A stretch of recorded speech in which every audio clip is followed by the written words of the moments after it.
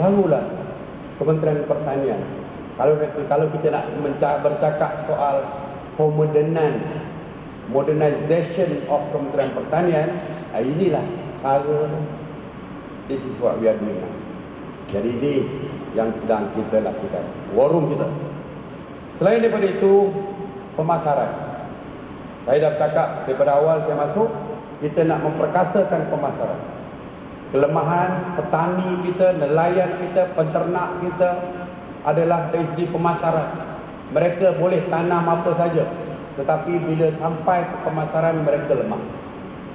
Sebab itulah pada peringkat awal saya dah katakan, peningkatan pengeluaran tanpa disambut oleh pemasaran tidak ada makna kepada petani, penternak dan nelayan. Jadi kita tekankan daripada awal lagi bahawa pemasaran mesti diperkasakan. Alhamdulillah, kita sentiasa bercakap soal pemasaran.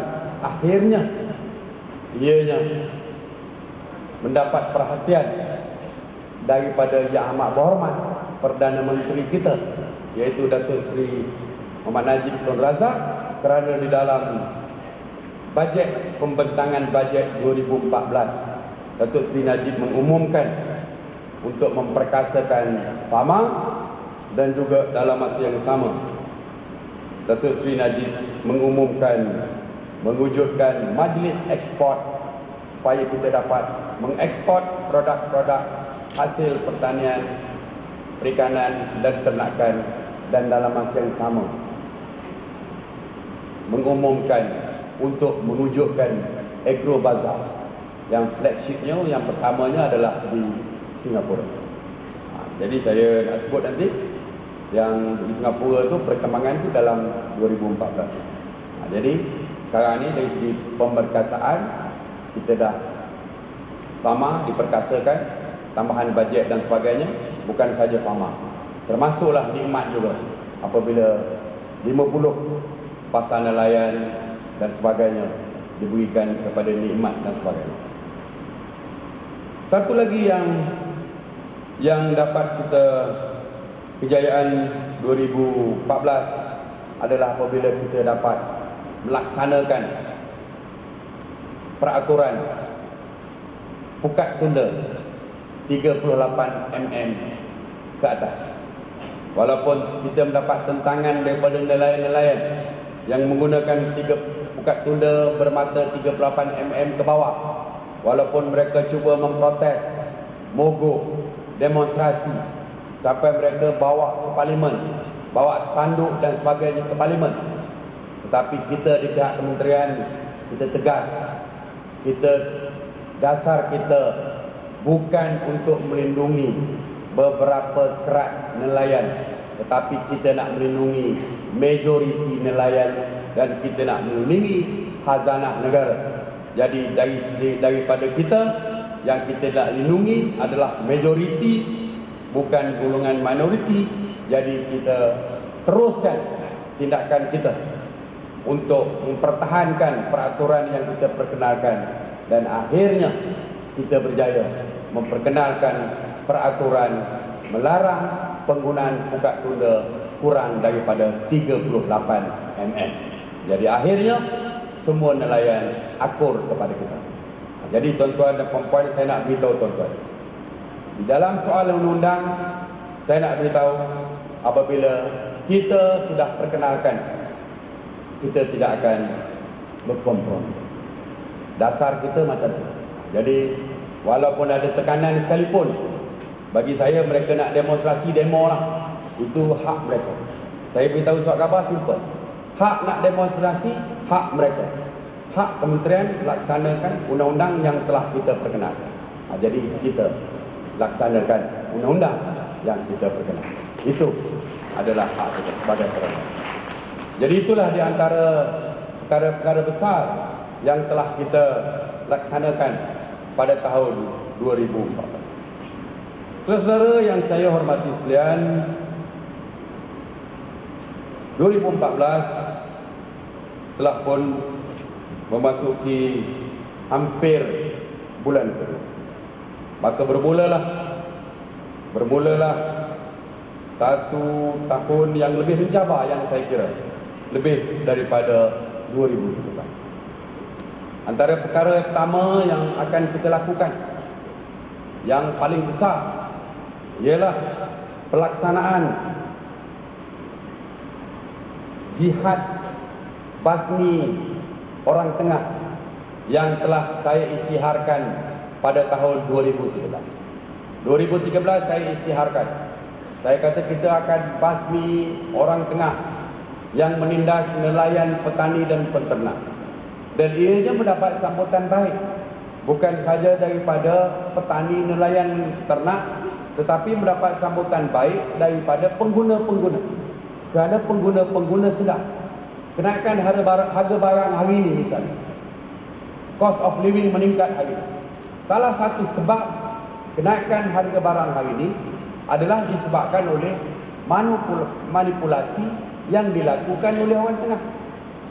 Nanti itu duit petani dan sebagainya. Tidak ada. Petani masih jual harga rendah, tetapi orang tengah yang menaikkan harga berlipat-lipat kali ganda yang akhirnya menyebabkan harga barang yang tinggi dan sebagainya. Saya beri contoh di Pulau Pinang. Kaum India nak merayakan teh pisang. Dan saya tahu bila kaum India nak merayakan teh pisang, dia nakkan kelapa. Dia nak pecah kelapa tu. Dia nak pecah kelapa. Farmer tahu. Orang India nak kelapa lebih sekali ni. Farmer setiap bulan import 1 juta biji kelapa. Tetapi untuk musim tai pusang, farmer import 1 juta, 1,5 juta. 1,500,000 kelapa. Bermakna kelapa banyak di pasaran. Harga kelapa di pasar tani masih lagi RM1.50. Tetapi di barat laut Pulau Pinang, hanya di barat laut, di kawasan kuil Hindu banyak, peniaga di situ menaikkan harga sehingga RM2.80 kelapa. Keluar TV3, seolah-olah kelapa di seluruh Malaysia naik harga. Saya beritahu TV3, that's not true. Kenapa berlaku begitu? Bukan kerana bekalan, bukan kerana masalah pengeluaran, tetapi masalahnya adanya orang yang mengambil kesempatan di dalam rantaian tersebut, iaitu pemborong dan juga peruncing, iaitu orang tengah dan sebagainya. Jadi sebab itulah orang tengah ini penting dihapuskan, iaitu untuk kepentingan petani dan nelayan, dan yang keduanya untuk keuntungan, memberi keuntungan kepada pengguna. Dan kita akan laksanakan pada tahun ini. Kerana saya dah umumkan tahun 2014 merupakan tahun jihad memerangi orang tengah. Dan saya akan umumkan di Kelantan jihad memerangi orang tengah di sektor pertanian, di sektor padi, iaitu pada 16 hari bulan. Jadi kalau surat khabar nanti tak perlu tanya saya lah, sebab saya akan umumkan di Kelantan. Pada akhir bulan Januari atau awal bulan Februari, kita akan lancarkan jihad memerangi orang tengah di dalam sektor perikanan bersama dengan LKIM dan Nikmat di Kuantan. Mungkin akhir Januari atau awal Februari, kita tengah dapat dia. Dan mungkin di akhir Februari atau pertengahan Februari, jihad orang memerangi orang tengah di dalam sektor buah-buahan dan sayur-sayuran kita juga akan umumkan. Jadi sebelum akhir Februari kita umumkan untuk semua sektor, kecuali sektor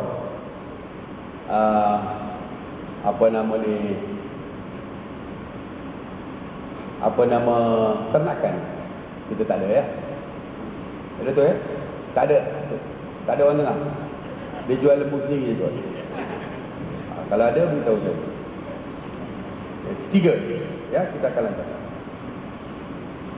Seterusnya adalah pada 2014 kita akan mengadakan transformasi besar di dalam semua sektor pertanian di bawah satu program yang dinamakan Program Transformasi Pertanian ataupun Agriculture Transformation Program, ATP. ATP ini kita akan umumkan selepas kita mengadakan retreat ataupun permukiman di kalangan ketua-ketua bahagian, setiausaha bahagian dan ketua-ketua agensi pada bulan Februari ini.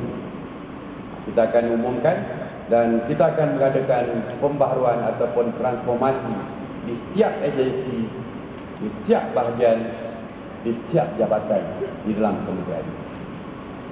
Agropreneur Muda yang diumumkan tahun lepas telah pun mula bergerak, dan pada tahun 2014 kita akan lebih agresif kerana kita telah pun menawarkan package kepada agropreneur muda itu. Antara package yang kita tawarkan adalah latihan secara komprehensif yang melibatkan latihan dari segi aktiviti ekonomi yang mereka ceburi, latihan dari segi pengurusan pentadbiran dan keuangan, dan juga latihan dari segi pemasaran dan sebagainya secara komprehensif. Latihan. Dan mereka yang mengikuti latihan ini setelah ditapis akan diberi pre-approved loan melalui tekun.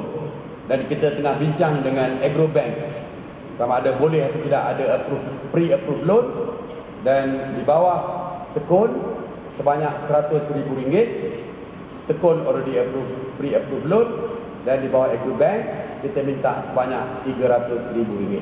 Kita dah maklumkan kepada wakil pegawai yang mewakili Agrobank waktu perbincangan, kalau boleh pre-approved loan tanpa cagaran ini RM100,000 dan RM300,000, dan dalam masa yang sama juga kita akan memberikan 30% grant kepada agropreneur muda ini, iaitu 30% daripada jumlah modal mereka, dan kita akan beri berdasarkan in-kind, iaitu jenis, iaitu barangan dan sebagainya. Dan kita juga akan menawarkan tanah-tanah melalui apabila kita mengenal pasti tanah di bawah tanah terbiar tadi. Jadi kita akan memastikan bahawa pertanian ini akan menarik minat golongan muda. Kalau golongan muda tidak berminat kepada pertanian, bermakna harapan kita untuk sara diri di dalam sektor pertanian ini tidak akan berjaya. Tak mungkin kita akan sara diri kalau tidak ada lagi golongan muda yang terlibat dalam pertanian. Kita berkata kita mensasarkan sara diri SSL pada tahun 2020. Dalam masa yang sama, yang terlibat dalam pertanian orang tua-tua, orang lama lah. Kalau nak ikut 50 kata orang tua-tua, saya dah masuk golongan tu. Orang lama yang kekal dalam bidang pertanian, orang muda tak terlibat. Tahun 2020 kita kata nak beberapa sektor dan subsektor perlu SSL, sara diri. Orang muda dah tak ada. Orang tua akhirnya tak larat dah jadi petani. Akhirnya tidur kat rumah. Akhirnya dah tak mampu. Apabila mereka berhenti dari segi pertanian, akhirnya anak-anak tidak mengambil alih tempat mereka. Golongan muda tak mengambil alih tempat mereka. 2020, 2030, akhirnya tidak ada lagi. Sektor pertanian menjadi all sunset industry, dan akhirnya kita terpaksa bergantung pada import dan sebagainya.